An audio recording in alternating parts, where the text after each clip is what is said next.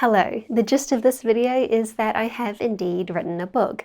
It's called A Guide to Making Friends in the Fourth Dimension, and you can pre-order it right now at tibbies.com. It is about the maths of the fourth dimension, and it's kind of a blend of fiction and non-fiction with lots of little quirky characters that I've invented going through some of the ideas. The fourth dimension is the topic that I started making little short videos on 2 years ago, and that's the same time that I started this book. It has taken 2 years, but I'm really excited to finally share it with you. Right now, if you pre-order, you get a bonus piece of content that I've made, and that's an audiobook version of the book Flatland by Edwin Abbott. I've taken Flatland, which is a classic story about the fourth dimension, probably the first one that was ever written for a popular audience, and because it's public domain, I've edited it to make the language a bit easier to understand and more accessible, and more of a form that I'd be happy to share with everyone. I've edited that book, recorded it myself, edited it and put it up, and so that is available now as a pre-order bonus. The actual book, my book, A Guide to Making Friends in the Fourth Dimension, is available as a paperback or as an ebook.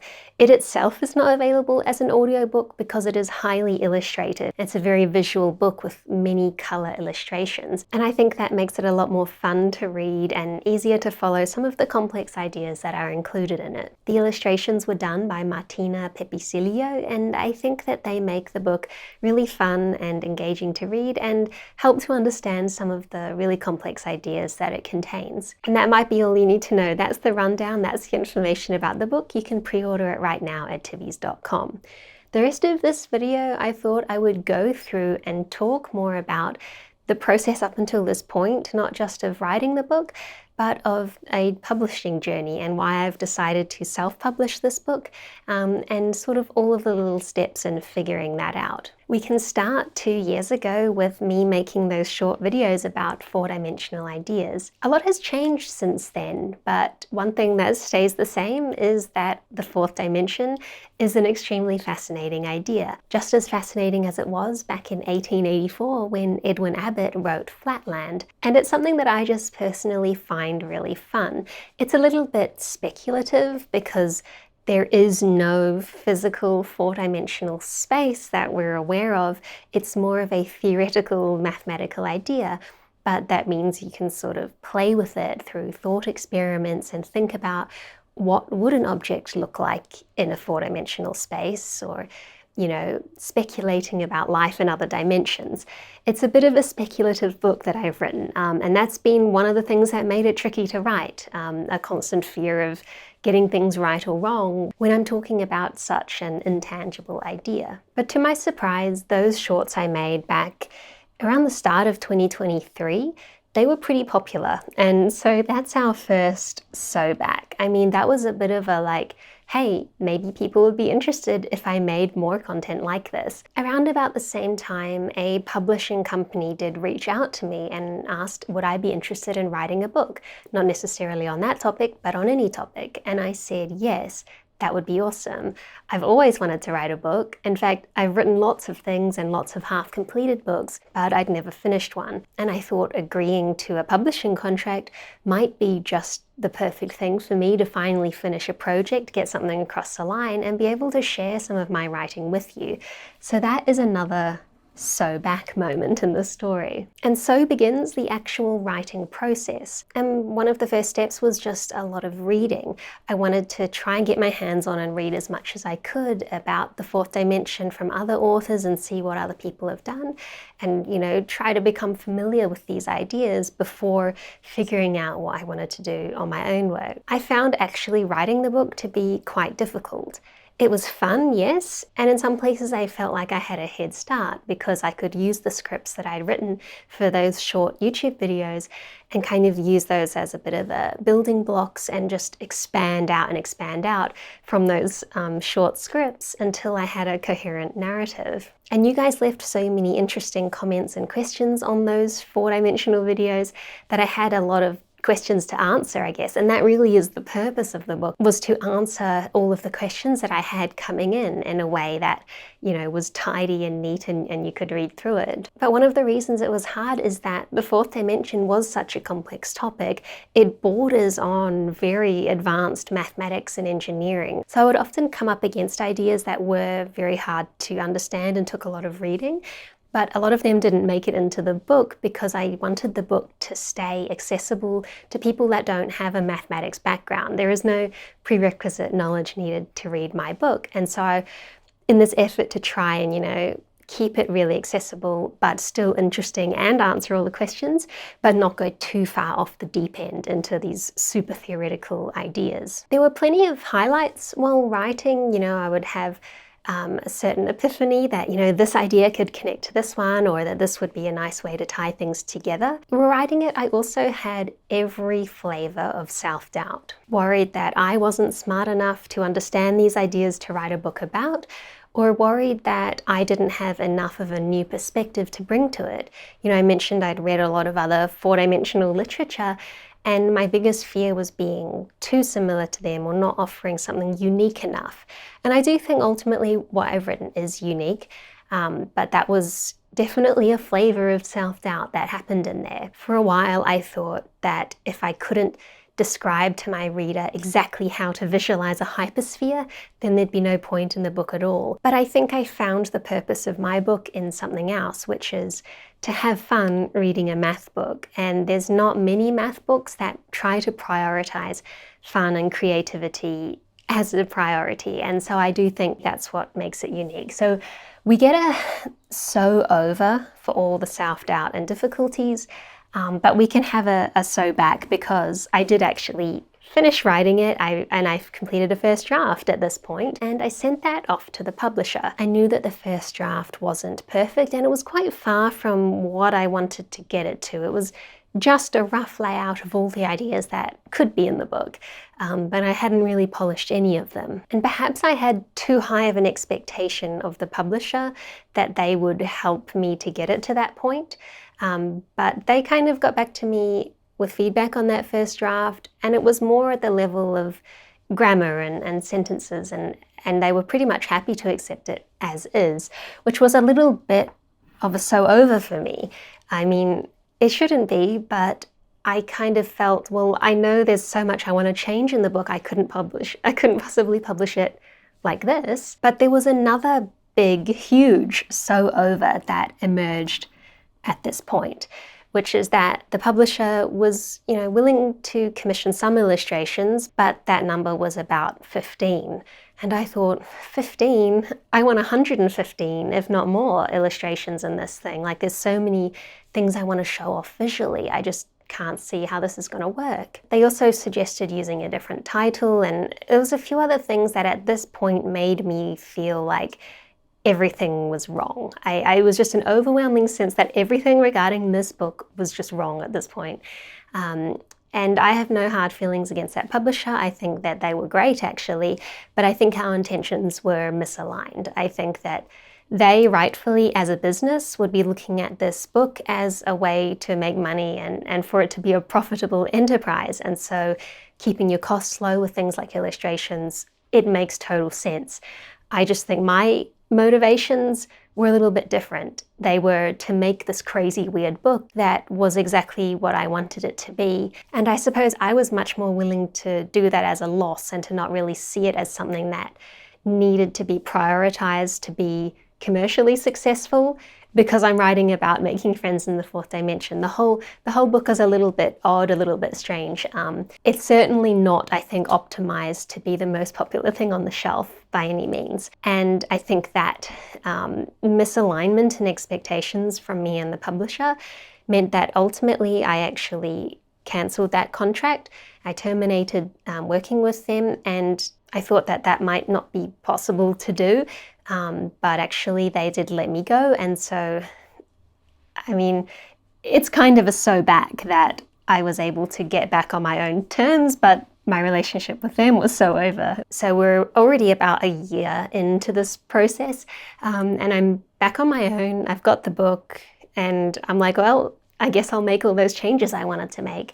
And so I rewrote the book, and it has changed, quite a lot in this second version of itself. I changed a lot of things, I had a lot of new ideas, and I'm glad that I went through the process of changing it, even though it was a lot more work and extended the timeline out. We have a huge sew back moment when I commission an illustrator to do the illustrations for the book, and that is Martina, who really is a hero of this book. I'm so glad that I found her, and she's been such a joy to work with, and I'm so glad that I was able to do it this way and work with her on so many illustrations. I think there's about 175 in the book in its final form. So very highly illustrated, and they're all in color too. Martina actually has a background in physics, so that was great because she was able to understand the ideas that are going on here and decipher some crazy sketches that I sent her of all the weird things that I wanted to show off. Another enormous sew back is that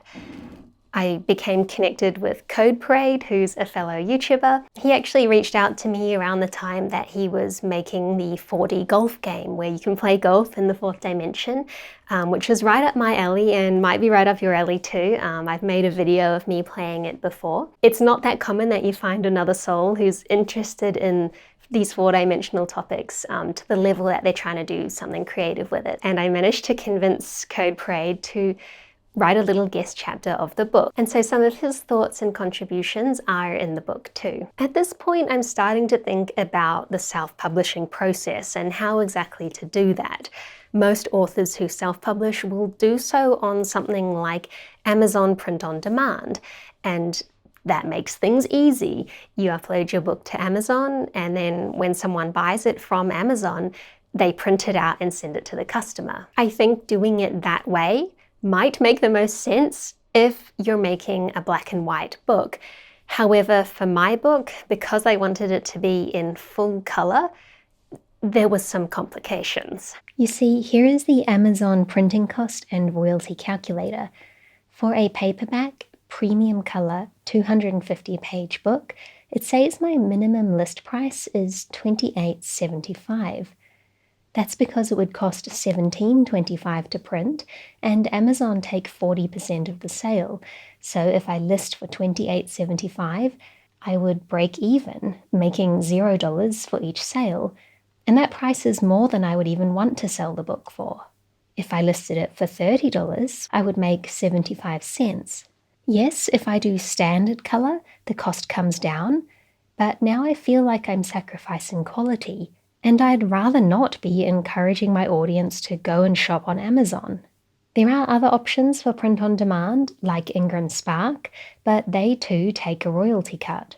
And they don't allow Australian authors to sell direct. Neither option allows me to send bonus content to people who pre-order. Realizing that to print in color with print on demand would be so expensive was a bit of a sew-over.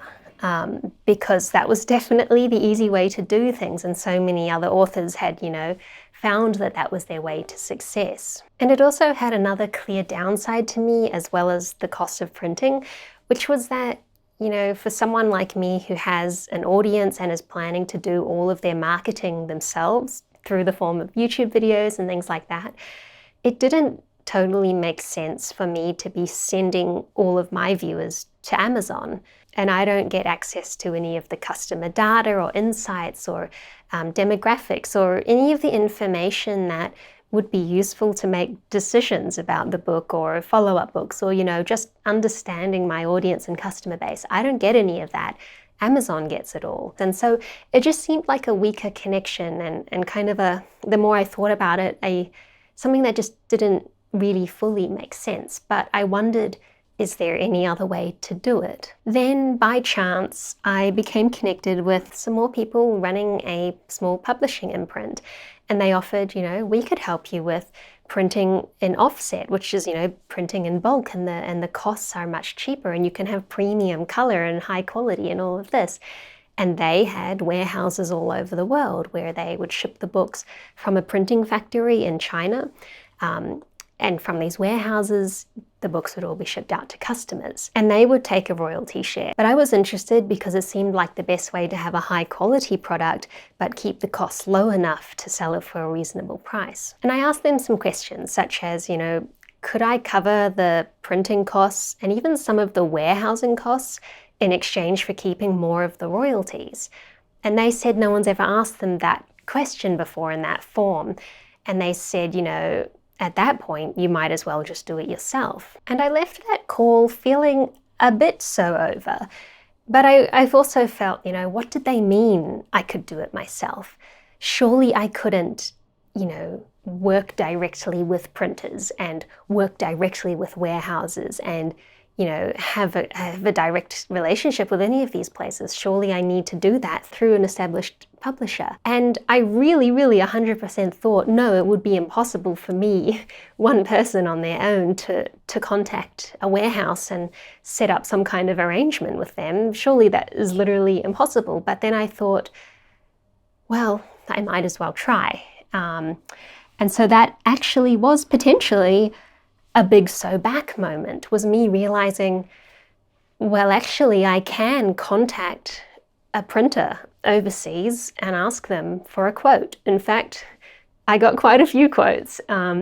Same with warehouses. I ended up just on a call, talking to a bunch of different warehousing partners and logistics, third-party logistics people. And I was like, oh, well, I guess this is what people do, actually. You can do it yourself. But here's what I will say. I spent a lot of time and over quite a few months learning this all and learning how to do it myself and learning everything about printing and shipping to a warehouse and warehouse logistics and how to pay for people to, pack your order and ship it out. And I learned all of this. And I realized what publishers offer and what, the people I've mentioned in this story offer is something valuable. They offer the ability to not have to learn all of that yourself. And some people, and I think a lot of people, would find that very valuable in a publisher because not everyone wants to be on Zoom calls with warehouses in a country, halfway across the world. But I actually think for me, it was the right thing to do, is to do it myself because I wanted to and because I enjoyed learning all of these things. And now I feel like I understand the whole process of publishing the book and I wouldn't have it any other way. I don't want to outsource any of it because maybe I'm a control freak a little bit, but I like that I'm able to make all the decisions here and choose all the partners I want to work with. Yeah, that's where I was for a while, is learning all of this stuff and setting it up. Another thing that I've done in the process is I made a website where you can buy the book. And I did this all myself on Shopify, which again wasn't actually as hard to figure out as I had initially thought. It's another one of those things I thought, you need to work with a publisher who has a website where people can buy stuff. I could never make that, right? But actually, no, you can make one yourself on Shopify. And so I made all the banners, I made all the content on that website, and I think it actually looks quite nice. So we get a sew back for the website being up and running, and we have an enormous, absolutely huge sew back moment, which came in pretty recently. And that is that I have a forward for the book. I reached out to who I thought would be the absolute dream person to write a forward, because might as well start at the top of the list.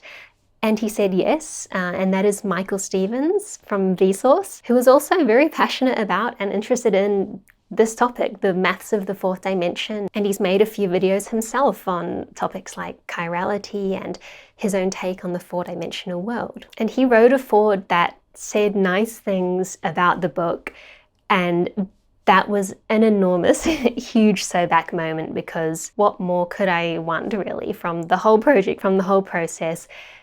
That is a highlight regardless.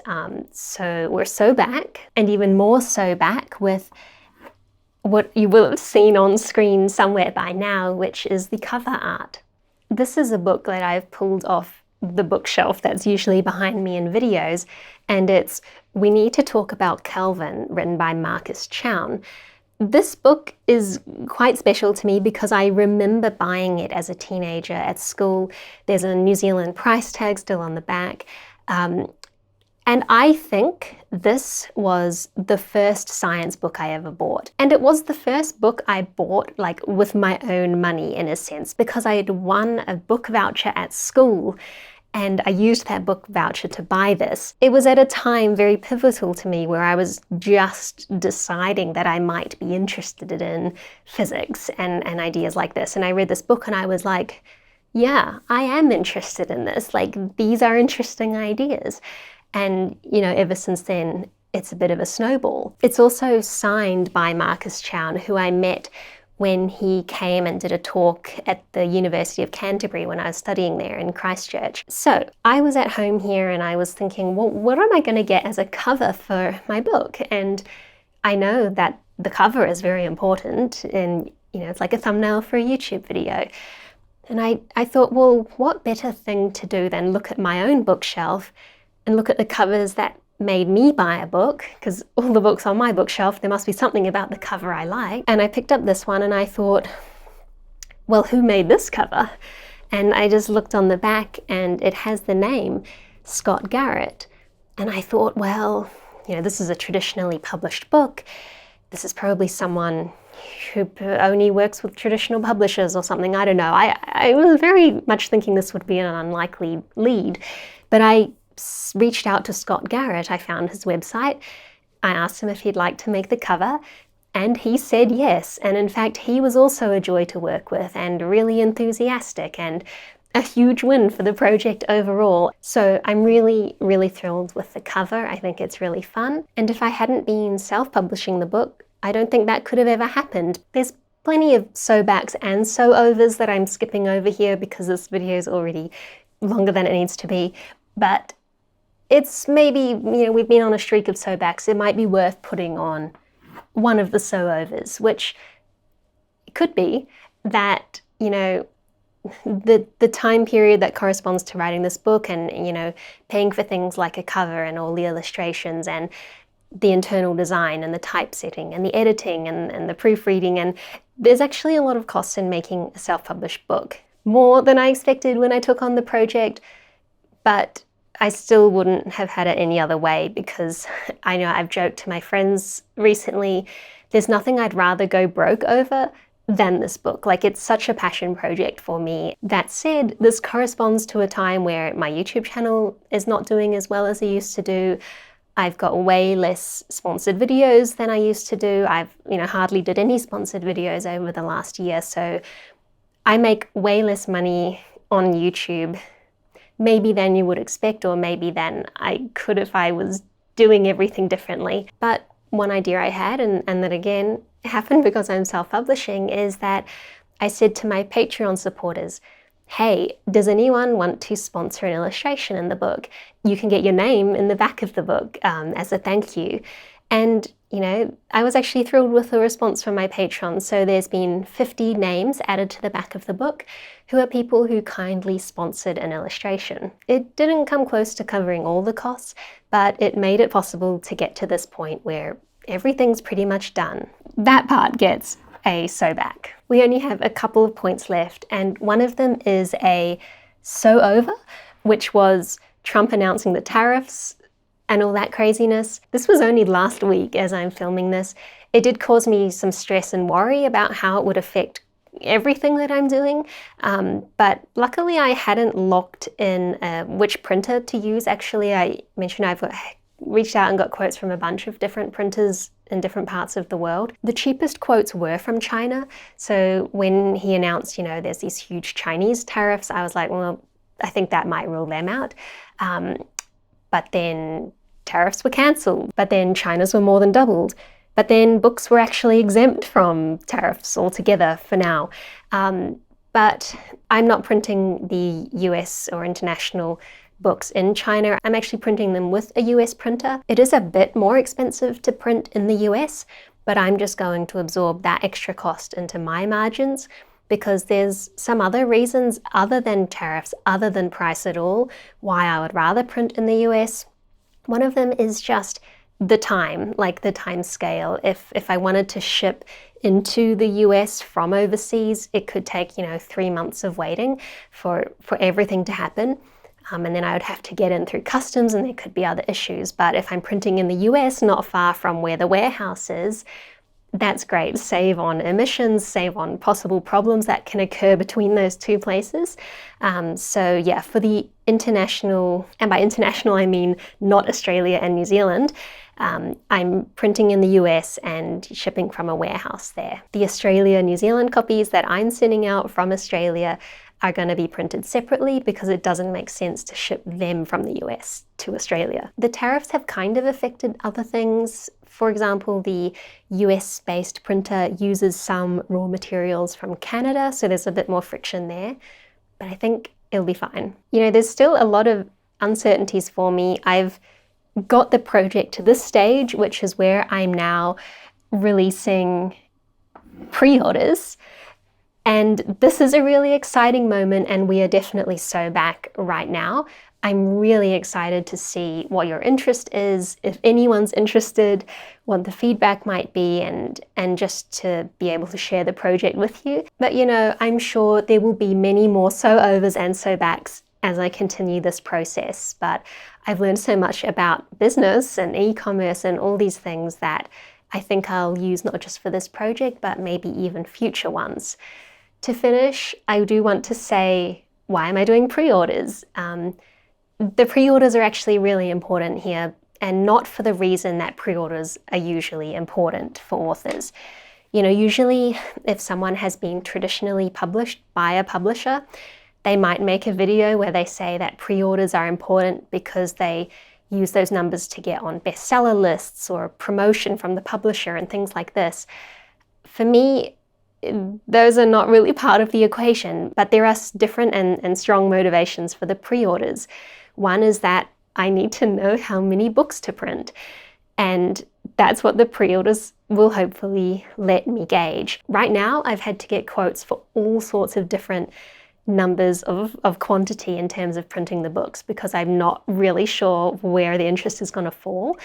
And the books take a while, still to print and to do everything and to get them set up in the warehouse. So I need to do the pre-orders, see what the interest is, print a number based on that, and then that will be the number of books available. So if you actually want a book, you should pre-order it because I can't guarantee that there will be infinite supply later on. The Guide to Making Friends in the Fourth Dimension will probably be shipped out in July. That's what it looks like at this point. And the ebook will also not come out until then too. But thank you so much for your support.